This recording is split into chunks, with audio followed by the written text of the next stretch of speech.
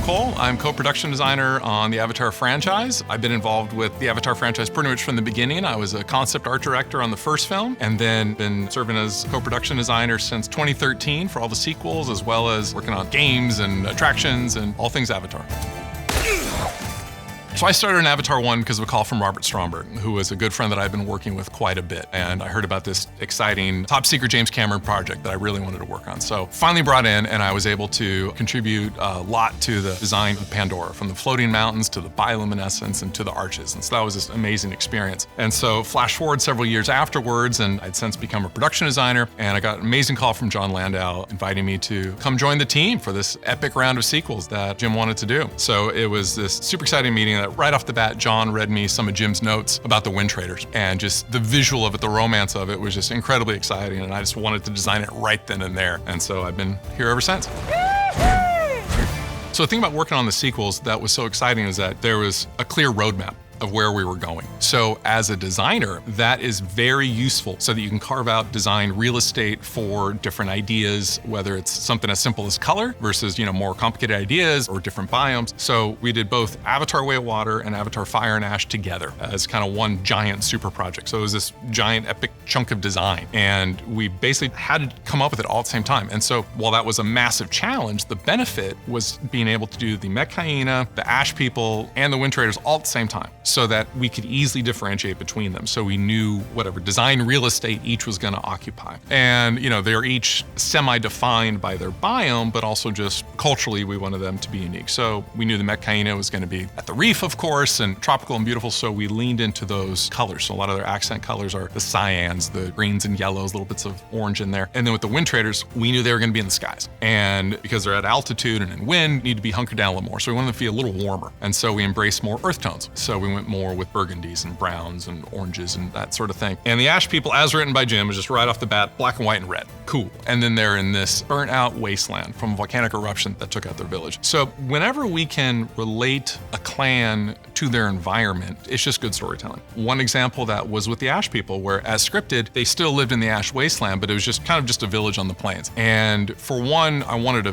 visual anchoring element, but then also help tell the story. So we thought, what about a burnt out home tree? So that you can actually identify with them, sympathize with them, because every villain is the hero of their own story, right? And so Varong thinks she's saving her people and being strong, and so you can connect to them more as a people if you can imagine how they lived. So if you imagine them living in a big great tree or home tree like the Amata Kai in Avatar 1, you can see what type of people they might have been. So by anchoring it with a burnt out home tree, it shows how they lived and what happened to them, and their resilience that they don't want to leave their home. And it's just a good visual landmark on a horizon. So it kind of ticked all the boxes. So anytime we can help storytelling with design is a wonderfully positive thing. And it also shows what they're building from. So they are building with burnt wood and ash and whatever they can find, whether it's bones or anything else. So that sort of storytelling and design synergy is what we always look for. This is the only pure thing in this world. Designing the Wind Trader whole system of their gondola, medusoid, and wind ray was this insanely complicated thing because it was all interdependent. While we can try and design some of it in isolation, you can't. It really had to be a unit. And so we just kind of start with general silhouette and shape of just like, okay, how big is the medusoid versus like how much gas do you need to lift that gondola, just kind of basic proportions. So what we did is we kind of took some of the Marui construction techniques that we were using in Mech Hyena Village with the bent cane and the ropes and the ties. We basically applied that on a grander scale so that we made this giant, we call it a gondola, but it's almost like a galleon in the sky. And it's all woven sides and massive amounts of bent cane. But even though we did similar construction, we took pains to make it visually still different. We very much changed the weave scale and size and textures. So I wanted to do something like dark cane with lighter accents on the ropes, but then getting into the storytelling aspect of it, they're nomads. And so how much detailing can we put in there that shows little trinkets or souvenirs that they've gotten, and not to mention all the giant bundles of goods that they're trading. So we just wanted to interject tons of storytelling moments, because if you look at all the endless amount of rope lashings across the gunnel and throughout the whole structure, in there are accents of different weaves, shells, beads, and everyone's adding to their story because it's their village, it's their home. And then the reason you have to steer the medusoid is because it's sort of a lower order of intelligent creature. It's sort of like a giant jellyfish. So you can't cue right into it and communicate what you want it to do like you would with like an Ikron or a skimwing. So to do that, they use the wind ray. So that's sort of like the tugboat that's out at the front of the gondola. And there is actually a navigator that is cued into that wind ray, and that wind ray kind of guides where to go. And so that's why they have to actually physically direct the veins of the medusoid, is because they just can't communicate with it in that way. Plus, it just gives us all our fun sailing tall ship metaphors and action beats that we know and love. So it's the connectivity of the gondola to the medusoid to the wind ray that makes it so challenging. And so what we had to do is, we jokingly called it the bow tie, but it's sort of like the wings, or veins as we call them, of the medusoid we're treating like sails. And so we had to, in a humane Navi way, figure out how to steer it. And so it was done up with rigging, and so much so that we had to make it accurate so that the pull points go to different parts of the veins so that we could adjust the angle of them, furl and unfurl them. And so we can't just fake that, because we're on a James Cameron film and we need to perform this on a performance capture stage. So we went so far as to literally make a manual of how you fly this thing. Each line does what for every maneuver you would want to do. So that was very informative, and also I think very helpful to Wet FX when they were doing it, so that our stuff was at least semi-legit. It's the appearance of reality. One thing that was funny, I was trying to make the gondolas as knobby as I could. I didn't want a flat deck, I wanted all these multi-level things, but Jim's script was very much written like, nope, it's a deck.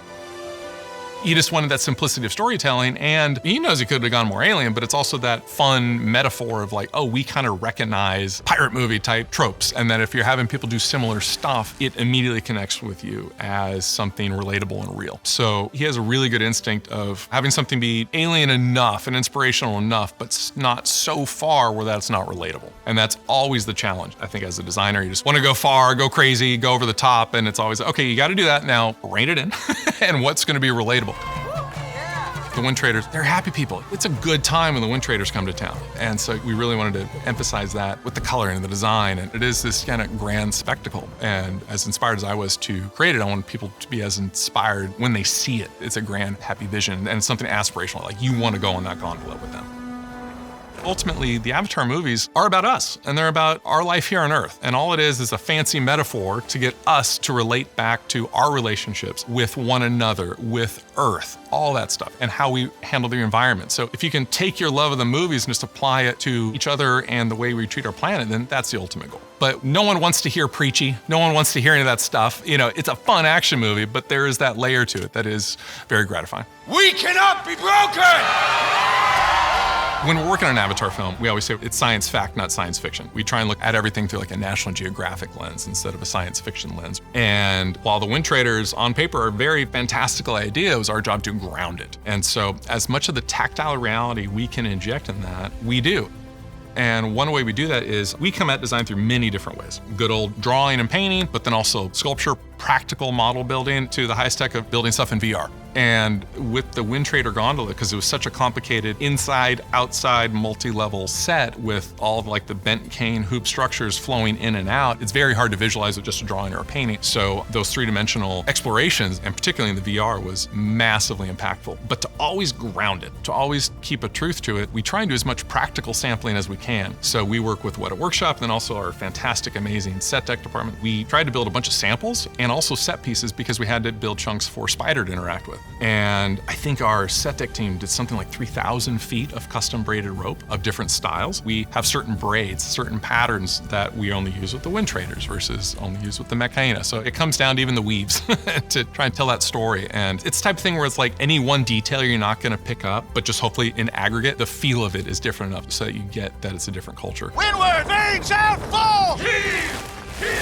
So with Avatar Way of Water and Avatar Fire and Ash, we got to see a new, very important spirit tree, which is how the Na'vi commune with Awa. In Avatar 1, we had the Tree of Souls, and I was heavily involved with designing that. So we sort of found that every sacred site on Pandora has a sacred tree. You connect through it with tendrils, but then there's also arches and floating mountains. That's what kind of makes a sacred site. And knowing that we had one in the water, it was like, okay, how can we literally flip the script on that? Okay, it's underwater, so let's try and invert it. So I took the hanging tendril idea and just flipped it upside down. So you kind of get the sort of seaweed metaphor. But even though they're kind of ribbony, still at its core, it's the same identifiable pink tendril that you cue into. We also had another issue of scale because we needed Tulkun to all jack into this thing too. So we knew we had to be big. But one thing that was very important to Jim was that it's still fundamentally a tree. Not that we turn this into some exotic underwater plant that's unrecognizable. The metaphor needs to be tree. And so we built it very much like that, where there's a common trunk and then branches come out. And then we have our tendrils that both Na'vi and Tulkun all connect connect to. So it was sort of trying to play with what tropes we had established and how can we relate to them but experience it in a new way. So arches, I kind of thought the same thing, because we had literal arches, so I just kind of flipped it upside down, and that kind of made that C shape for